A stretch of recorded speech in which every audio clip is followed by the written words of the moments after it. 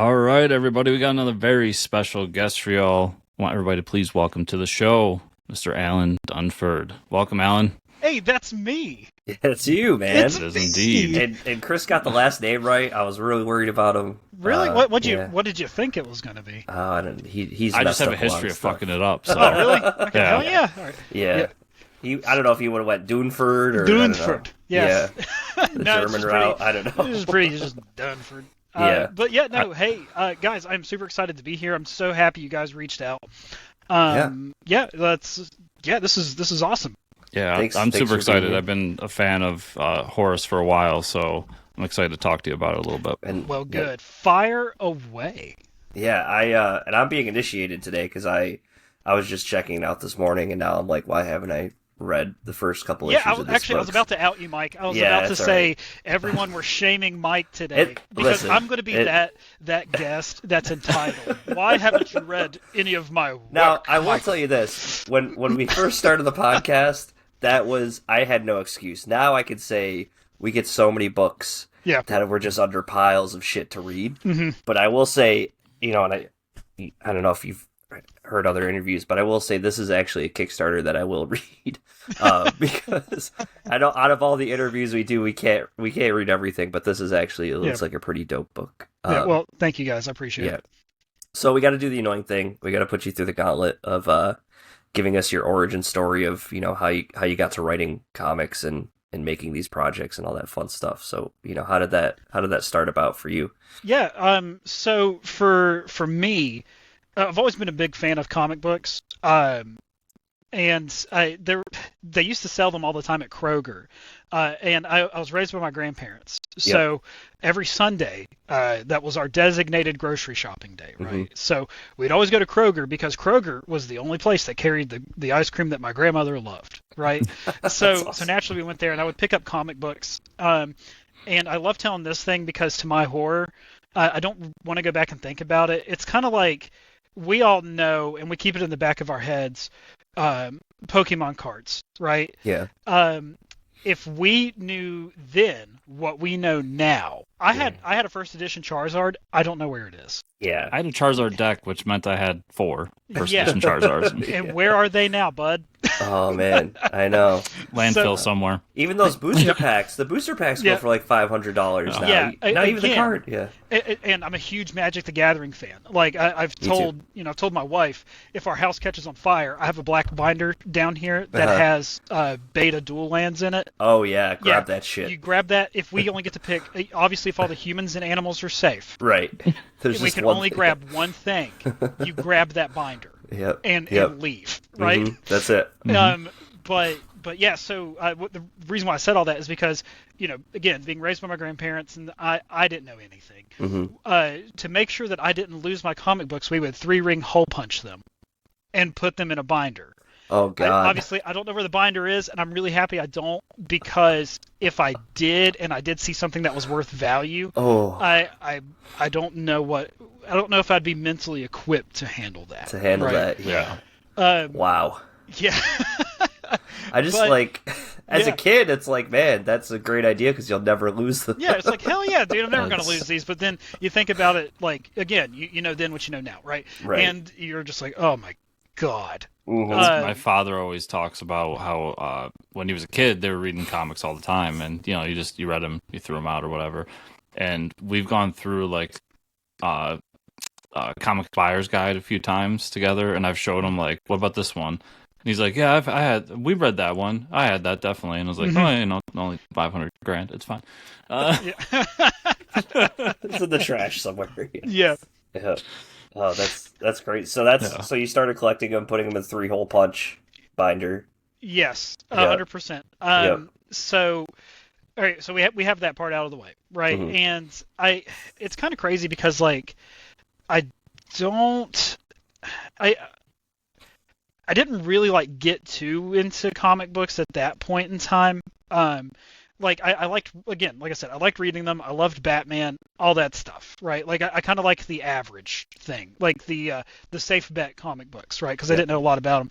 But the one thing I do remember that stuck out to me the most is I picked up a copy because I was a huge fan of it as a kid. Jim Carrey's The Mask. I love that movie, right? Mm-hmm. And I remember I picked up a comic, The Mask. I don't know if you guys have ever read it. It is drastically different. It is very bloody. Oh, It wow, is really? very vulgar. Very Like, dark obviously, comic. I'm not a prude or anything. Yeah, And I thought it was right. awesome as a kid. Yeah. But I was like, oh my God. You know? I had no idea. Yeah. Yeah, dude, it's insane how different it is. But anyway, so with all that being said, I kind of just let that go to the wayside because I was more into novels. And of course, reading Stephen King, all this stuff. And then I discovered manga. So the manga Death Note was the one that really propelled me forward, right? Yeah. And then I just got into it, and I'm a huge Berserk fan, just all this stuff now, right? That's like awesome. absolutely just loved it, and I think that's really what did it for me. And then I don't know if you guys know this or not, but in 2020 we had a pandemic that happened. Yeah, I don't know we if you guys did. heard about When that did on that the news happen? or anything. Unfortunately, yeah, it I was really forget weird. about it from time to time, but yeah. I do remember in 2020 the roads were real clear when I was working, so Yeah, it was crazy, right? yeah, not a lot of people out. I was buying a lot of Magic cards in that year, that's for sure. Yep. Oh man. But yeah, so obviously, all jokes aside, COVID happened and it was awful, and I think to try to keep myself sane, I just picked up comics. So one of my favorite people on this earth is my co-writer, Will. So he and I have been great friends since high school. And I just called him up and I said, hey, man, do you want to write a comic book? And he said, yeah. And then that's where Pocus Hocus began. Okay. So it wasn't and I feel stupid whenever I get on these panels with a lot of different people and different creators because they were like, comic books saved me. Comic books did this for me, did that. And I was like, it's like, I really liked them. Like I said, I love manga and all this stuff. And then, I get on there and talk about it. I was just like, I was just trying to express new creative outlets because, I was in a garage band and we were starting to do really well and we were playing every weekend and we were actually seeing money from it and it was great. And then COVID happened and we that just killed the local music scene, and it was just damn it. Yeah. Yeah, I can but yeah, imagine so then, like I said, I did Pocus Hocus, and then, then our next series was Grandma Chainsaw, and then Horus and Hell, and it's led to me being able to actually get different work from other publishers and everything like that. So it's been, it's been great. That's awesome. I wasn't familiar with your other projects before Horus and Hell. Do you want to talk about those a little bit? Yeah. So again, Pocus Hocus is the one where that kind of started the whole thing, right? That is about a magician who sells his soul to a demon to have actual magical powers. Cool. And as these things happen, the deals they don't go how everyone wants them to go. So the story is about Pocus and his redemption to get his soul back. So with that being said, that's what spawned Horus, because Horus in the Pocus Hocus universe and our story, however we tell it, is a bunny that Pocus pulled from his hat that was actually a bunny from hell. Okay. Yeah. Oh. That's awesome. I didn't realize those two books were connected. Yep. That's where it came from. And yeah, Horus is one of the main characters in Pocus, but we wanted to, and I'm sure we'll get into this here in a second, but we wanted to write Pocus in a way that, we wanted to write Horus in a way that you don't have to read Pocus to understand what it is, because we never wanted to gatekeep anything that we had, right? Because we never wanted to for you to fully understand the story, you have to read this, this, and this. Right. And that's just unfair to our readers, especially whenever you make it so far into a series, right? Yep. At that point, it's like, okay, we get it. We know that our point of entry, we didn't want it to be if you're going to pick up a new book of ours, you need to read the other 7 issues. It's it's like coming in late to watching the MCU. Right? Yeah, right. It's it's a definite time sink, and you have to figure out a lot of different stuff. Yeah. Well, I'm here to tell you that's successful, because I didn't know those books were connected at all. I just jumped in on Horus and great. immediately was sucked in. So that's awesome. I guess a good way to start would be with the synopsis of what Horus and Hell is. from you. So Yeah, so and it's kind of funny because like we kind of said it whenever we talked about Pocus Hocus, right? So with Horus in Hell, again, Horus is a demonic rabbit that is one of the top tier general in Hell's army, and he's now in service to Pocus because and it's a common theme in the Pocus Hocus series where a demon, we love playing on a demon's word as his bond type thing, right? Like demons love to gamble, things like that. So Horus, in the middle of a bloody battle in hell, a giant fist comes down and smashes one of his enemies, right? And Horus thinks it's his demonic eternal reward for his years of servitude, right? He thinks it's like, this is it. This is the moment I've been waiting for. I pledge my allegiance to you, my master, right? Yeah. And he is pulled into our world as just like, ta-da, like, a rabbit in a hat, right? Yep. And then now Horus is bound to this stupid drunk magician, Pocus Hocus. Right? Okay. So this story picks up in Horus in Hell, where Horus is after a show. Pocus is incredibly drunk. Pocus's assistant Emily doesn't know that Horus is a demonic rabbit and that he can talk, all this stuff. And Pocus says, you know what? I'm going to do that trick again because the crowd loves it. And in the middle of showing Horus that he could do the trick again and pull another monster from hell, before he puts the monster back, he passes out. So the portal to hell's open inside of Pocus's hat. So Horus dispatches the monster pretty quickly, and as he tries to wake Pocus up to close the portal back, a hand comes out and pulls Horus back in. And in the midst of all this, the hand that actually pulls him back was controlled by his brother, Boris. And he says, no, I'll let you go back. Your magician friend keeps pulling my people out and killing them. The only way I'm letting you go back is if you help me with something. So that moves the story forward for Horus in Hell. Okay. Awesome. Yeah. As I explained that to you guys, I realized how stupid all that just sounded. No, dude, that's... I mean, as far as comic book science goes, that's pretty, straightforward. There's not any the comic book science of hell and rabbits that are generals in the army of hell. It makes sense to me. Okay, I don't I don't see any other way that could have unfolded. Right. I guess where I'd love to start, because this is, I mean, it's kind of dumb to say because it's almost any comic, but what really grabbed me right away is the art. So you team up with Kit, what's your Kit's Wallace. last name? Yep. Wallace, on this book. How'd you two meet, and what attracted you to him for this project? So we met on Match.com, and Nice. it was just heaven ever since. No, Perfect. Yeah, whenever I actually started... Farmers Only. Yeah, dude. Yeah, that's where we met. Yeah, we actually met on Farmers Only.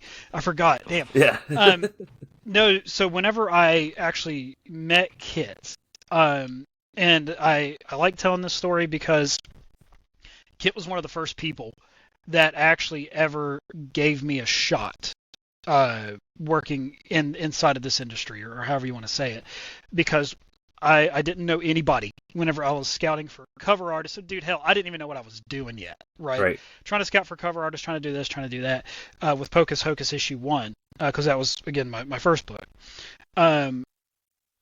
Kit was one of the people that actually had like an established career, and he didn't need to say anything to me. He doesn't even need to draw Horus, right? Because Kit is a very, very busy man. Well, he said, "Yeah, I'll do a variant cover for you," and that's how Kit and I hit it off ever since. That's why every book you find that I'm producing, just solely by myself, I always have a Kit Wallace cover, and I'm sure we'll talk about it here in a little bit, but even on the Horus campaign, we have an ash can available for our next book coming out called Mostly Dead, and that's a book created by Kit and myself. So it's kind of cool that relationship that started with just him being a variant cover artist has now, like, transcended that to now like a friendship, and then now a partnership with wanting to create works together and stuff.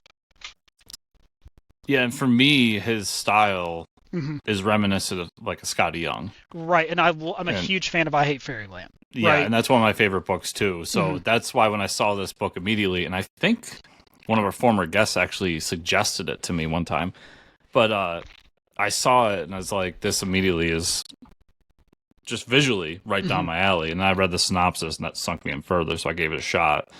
And yeah, I think that his style, his art sells the premise even more because it's a wacky premise. It's goofy in nature while also having some serious tones to it. Right. And that's what like books like I Hate Fairyland do really well. So I feel like that was a marriage done really well for this series in particular. And that's the thing, like, and I always tell this to everybody too, like, of course, huge shout out to Kit because his back probably hurts carrying the series all the time, but like I love playing to his strengths, and Kit's strengths don't limit him. So like, you know, the Pocus Hocus script, our artist on that is Brian Bellondo, and Brian's so fantastic. He's so imaginative, and Brian's monster designs are second to none. But like with the scripts for Horus, I feel like I don't put hardly anything in there because I just want Kit to just go crazy, because I feel like that's where he works the best, right? Yeah, that was going to be my question too about like the monster and demon design. Does that, you kind of just leave it open-ended for him? Oh yeah, and let him take it away. Yeah, unless there's something I feel very strongly about, like this has to look like this because of the plot. Right. Then yeah, I'll really try to like hone in on it. But for the most part, man, I even Brian, right? Any artist I work with, I want them to have creative free range because, of course, you look at their portfolio first, and I don't know whether you realize it or not, before you work with that person, you have to become a fan of them. And I think it's important to let them do what they do best, because who am I to stifle anyone's creativity, right? Yeah, right. No, that makes sense. I think that's a good way to approach it. I was looking at the campaign because congrats on it being funded, right? As we're talking now, it's funded, and our listeners and viewers are going to have like about a week to still back and stuff. But you have some amazing pledges. I don't know if like or reward tiers if you want to talk about that, but the one that I love is the Hellboy in Hell variant, because that was I remember that book specifically when I was getting back into comics, and I was like, oh man, Hellboy in Hell sounds awesome. Let me buy that. But like seeing that cover again, like, obviously it's not exactly the same, but I think that was a great idea. Yeah. So, and spoiler alert. Yeah. So, and we'll obviously get into more stuff later, I'm sure. So if I'm talking ahead, I'm so sorry, guys. We are going. So if you look at the previous two campaigns, Dave has done. Dave Lentz, who drew that cover, he's also our letterer and designer. He's just a jack of all trades, and that stuff pisses me off so bad. He's talented at too much stuff. I know, it's like, stop! Come on, God! Dude. Yeah. So Dave has done a Hellboy variant cover for each issue of Horus, and it's Hellboy in Hell 1, Hellboy in Hell 2, Hellboy in Hell 3. Oh, cool. And he's going to do one for Hellboy in Hell 4, but on issue 4 for the next one, we're going to have a catch-up where you can buy like the homage tier. So if you've missed it, you can pick it up, or if you buy it on this campaign, then you could buy them individually on the next one. Cool. Yeah, without having to get the tier and get in the same issue again, right? So That's you can go through it and do it that way. Yeah. I think that's an awesome idea, and some of the other stuff you have here. You have quite a few variants. And then the holo covers too. I'm a sucker for holographic stuff. Yeah, so. I am too, man. Especially those holofoil Charizards that we all had. Yeah, we that wish are we still in pieces and shambles somewhere. Yeah, I know. It's a travesty. It's pretty gnarly. Yeah. What I liked going to this campaign is it felt like this is the one where you kind of went all out. And yes, and if I'm ready to talk about that, we're calling it this segment. So I'm a huge Dark Souls fan. Okay, nice. And I have a Dark Souls leg sleeve tattoo. Oh, amazing! That hurt like hell. Never do that again. Yes. Actually, the one I'll never do again is my ribs. So, to you guys listening, both my arms are completely done. So I have a Lord of the Rings sleeve and an Evil Dead sleeve. Oh, and I have a Berserk awesome. rib piece that I remember feeling every second of that. But the one I'll never do again is a leg sleeve, because the back of the knee, I felt that in my soul. Oh God, yeah, dude, I can't imagine that. Stupid. The shin is what got it for me, man. See, okay, here's the thing. I thought the shin was going to be awful, but the shin was just loud. It was just loud. Oh God, yeah, like you feel it in your body. Yeah. Your body's like kind of shaking. And I'm like, this sucks, but it's just really loud. But when they did the back of the knee, Oh god. Mm-mm-mm. Oh man, I can just like tell it's stuck. It's gonna suck. Like, Yeah. Yeah, and I think my next one's my chest. So Dude, I've thought about doing a chess piece. I want to do a it's a American giant Charizard. traditional xenomorph chess piece, Oh man, yeah, but I don't know if I'm brave enough yet. But we'll talk about that later. yeah, that's okay. insane. So risk versus reward, right? Yeah, right. We have toys or figures, however you want to look at it, on this campaign, and that was a gamble because we didn't know how well or how poorly they were going to do, right? Mhm. And luckily for us, they have done exceptionally well. I think we're up to about 250 figures total now. Wow. And that, Yeah. of course, we're counting people buying 3-packs, stuff Right. like that. But yeah, man, that has been like crazy. That I was think- very I mean, unexpected. They're done really well. So how did you find somebody to do those? It was like you just found them online. This was a lot of research. Okay. Yeah. Yeah, this was a ton of we have to find the right people. Mhm. We have to put them in the right place because if we don't, this is going to go very poorly. Mhm. And we got to make sure that these things are very functional, especially this being our first time doing this. We have to have something also to show for it too. So that's why we waited until we actually had video that people could see of how they operate and how they're used and all this Yep. stuff. Yep. So that way, whenever you pull the campaign up, there's actually a video on there Yep. that shows the toys or the figures in action. Yeah, I was gonna talk about that because then you can like swap their heads and stuff, right? Yeah, Which is pretty so that awesome. leads us to Yeah. being able to just make heads in the future, right? So if you already have something and you want just like, because all the body bases are the same, Right. and the hands, they are universal with, so if we introduce new weapons or new items, you could just buy the weapons or the items or the heads differently, right? So this is, we really try to make this as user-friendly as possible. That's awesome. I think that's a great idea. it's really cool. Yeah. Yeah. And Yep. Like I said, And they're, you got they're stupid expensive to produce because Yeah. you also have to you got to find someone that does 3D imaging and Right. you have to find someone that Oh, does yeah. this, does that. You have to So make again, enough of them too. Right. Right. And we wanted to make minimum quantities. Like people have asked us before for Horus plushies. Mm-hmm. I'm not brave enough to dive into that yet, just because I'm horrified Right. that we won't sell any because Horus plushies, like a lot of those places are like minimum order of like 250. Yeah, And it's they're like expensive too to produce, like more expensive than the figures, which is that's nuts. crazy. Yeah, that's crazy. So you don't want to like screw up because at the end of the day, I'm still independent and I still have a profit margin that I have to worry about, that I'm responsible for. right. Yeah. Yeah. Yeah, you got to just have to be so careful, man. Yeah. No, understood. yeah, and then that's just the tip of the iceberg because you've got the collector's box, you've got so many prints, Yep. just so many cool things to grab with this one. And I remember some extra add-ons in previous campaigns, but I feel like with this one, like we said, it's like the all-out campaign. Yeah, Just this you one threw was everything up. this one was let's go for it. Yeah. And again, like we're so happy with the results, and it's shown, right? Yeah. And I think the limited to 25 numbered holofoil print, Mhm. which I don't know if that's been all snagged up or not yet, but that's Yeah, Obviously my favorite. When we launched those, we sold 6 immediately. Yeah. So, and for people that like deal in Kickstarter stuff, they'll understand this.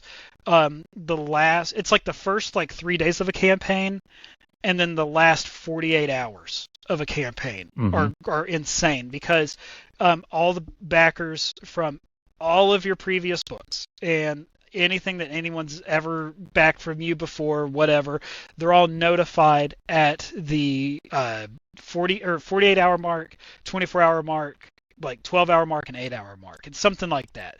Yeah. So that's when you start seeing like campaigns shoot up, because that's when a lot of people are like, I'll just wait till the end, because with Kickstarter, they don't take the money out immediately. So some people want to be like, well, I don't want to forget that I pledged to this, and then I have money taken out of my bank account. I'm like, where the hell did it go? Yeah. Which I totally get, but I expect the holofoil prints to go away before the campaign's over with. Yeah.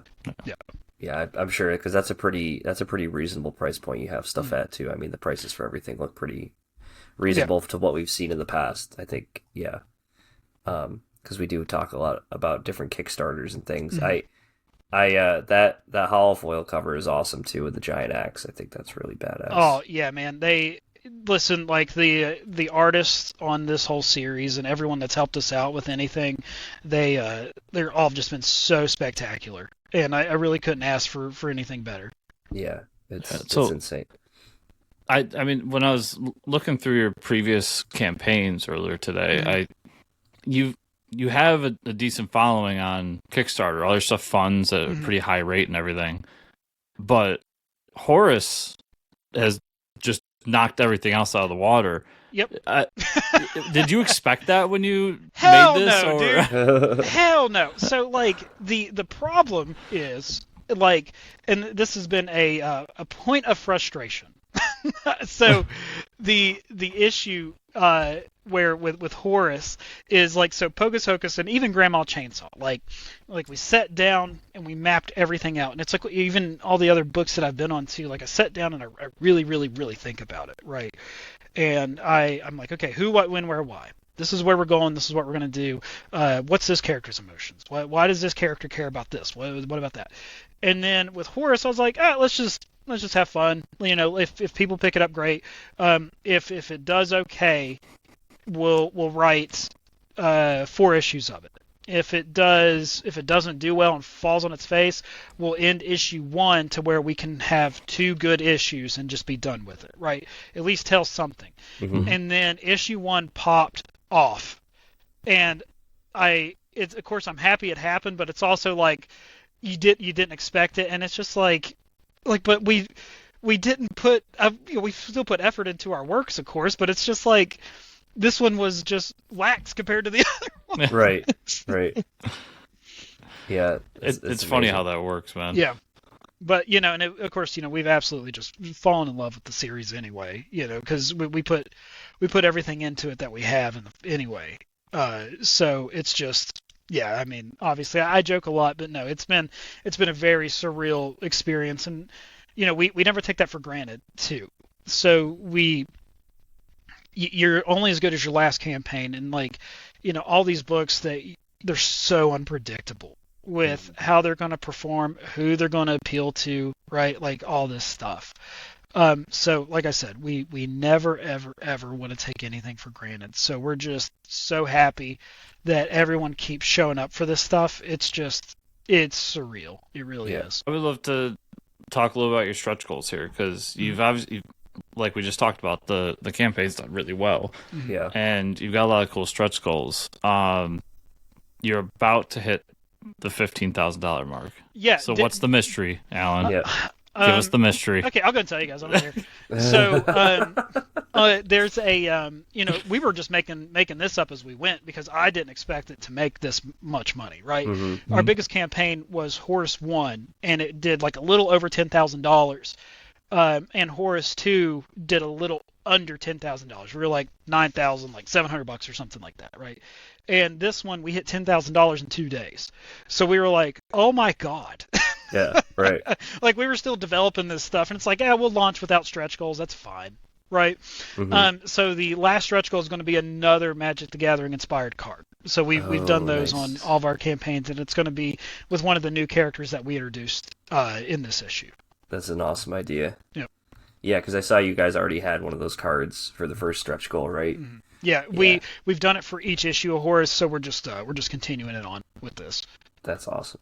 Do you play Magic with any of these cards that you guys have made? No, because there's no rule set or anything. Yeah, I guess I could just use them as creature tokens if I really you wanted could, to. or something like that. Yeah, Mhm. you always get some people in the store if you're playing casual that are like, "Come on, you can't do it." It's like, Yeah, all right. yeah, that's true. I'll just pop it off like that for F&Ms.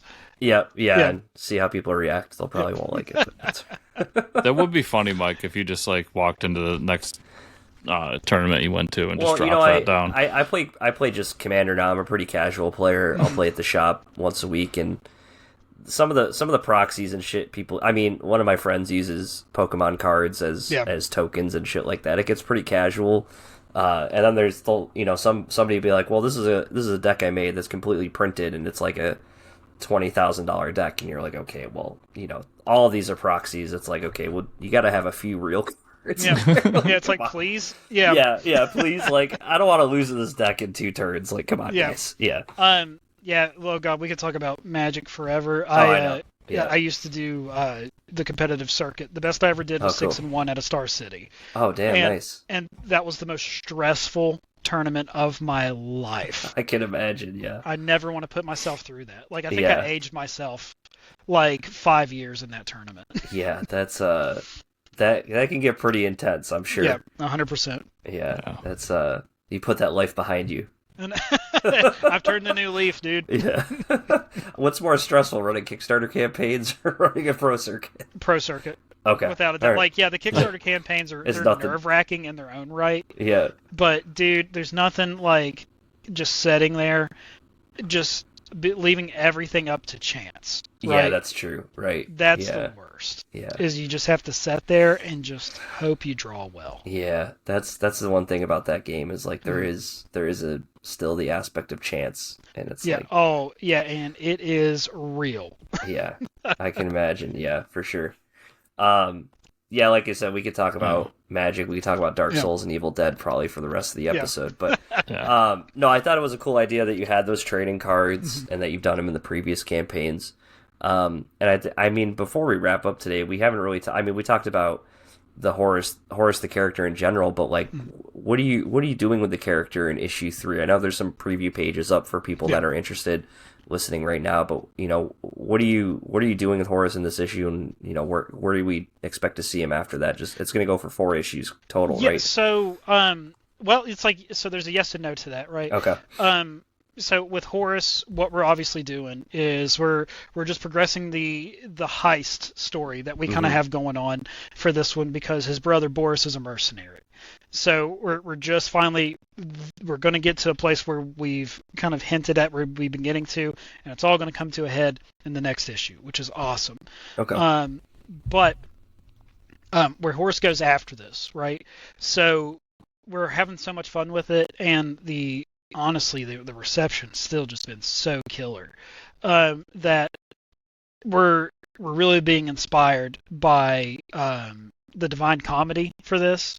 So where the next series is going to end us is whenever issue 4 ends for Horus, we're going to do our volume 1 trade, and then we start the next series, Horus in Heaven. So that's awesome.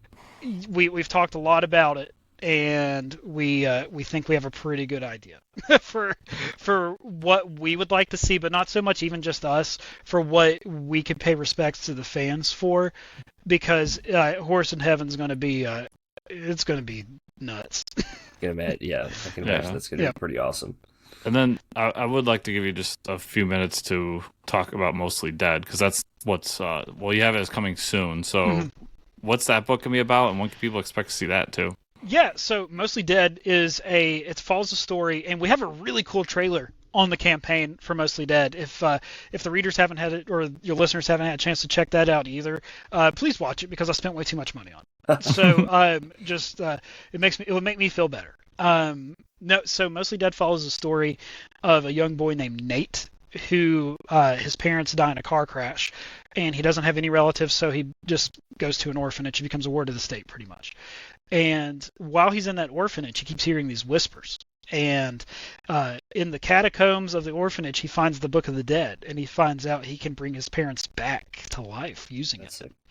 And I promise it's way funnier than what I'm making it out to be. So the book's a good time.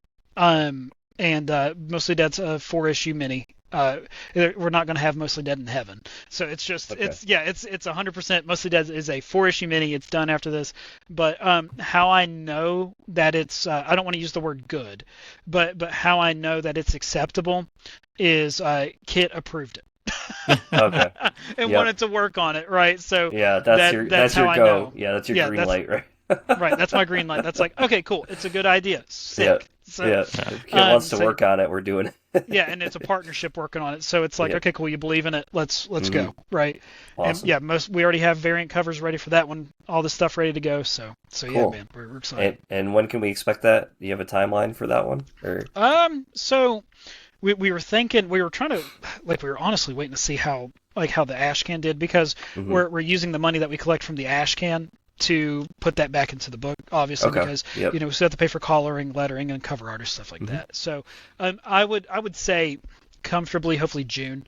So then coming down the pipe, aside from all the Horus stuff that we're working on, Pocus Hocus 7 and 8, we're working on that, and then we have another idea kicking around called Deacon Dan's Famous Chili, and it's about it's going to be a one-shot graphic novel about a church deacon that keeps winning the chili cook-off every year because he's got one secret ingredient, and so it's a Sweeney Todd meets Dexter. Oh wow, that's amazing. Yeah. So yeah, Deacon Dan's Famous Chili. I don't want to know what the secret is. Yeah. We'll have to save it for the book. It's people. Yeah, it's people. Yeah. He's chopping people up. Yeah. It's like, why is the congregation getting smaller every week? That's actually the joke, and he's slowly turning the whole town into cannibals. So, okay. It's a wild idea, but we think it's going to be very funny. Oh yeah, that sounds hilarious. I think it's a great title too. That's amazing.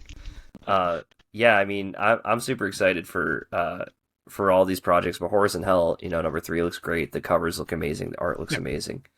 Alan, before we wrap up today, is there anything you want to, say about the projects in general, or any last pitch you want to make for any of the stuff? Or I mean, man, just thank you guys so much for the time and giving me a platform to promote this thing, and thank you to everyone listening. Of course, supporting people doesn't come with monetary value, so just to share it out would be sick.